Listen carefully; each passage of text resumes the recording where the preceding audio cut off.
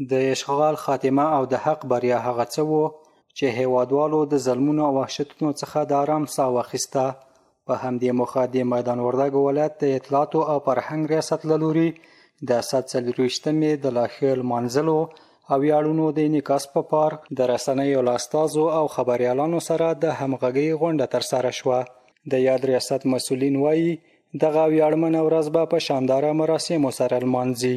دا داسې یو له خوشحالیو، له ویاړو، له غیرته، له همته ډکه ورځ ده چې الله پاک جل جلاله موږ تاسو ته رانصیب کړه او الله پاک جل جلاله په داسې وخت کې ژوند راکړلو.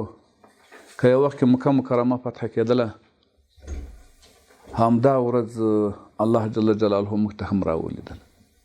که یو وخت کې نبی کریم صلی الله علیه وسلم لوی مشرکانو ته عفو کوله، د حمد او د شکر ځای ده، د موږ دغسې امیر ده چې هماغه د نبی کریم صلی الله علیه وسلم مهم سنت یې ژوندي کړو. د یاد ولایت د اطلاعاتو او فرهنګ ریاست د اطلاعاتو امیر وایي د اسلامي امارت د واکمنېدو د 5مې کلیزې د لاښه خبري انعکاس په موخه غونډه نیول شوې وه.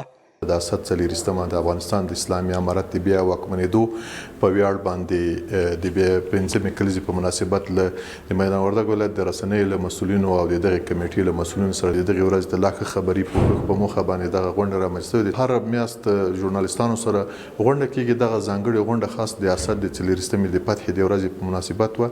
د میدان وردګ ولایت خبریالان او د رسنیو مسؤلین وایي د ازادۍ د پرتمینې ورځې د ویاړونو رسول تر ولسونو د ټولو شریک مسؤلیت دی او ډاډ ورکوي چې د یادې ورځې په لمانځلو کې به بشپړه ونډه اخلي.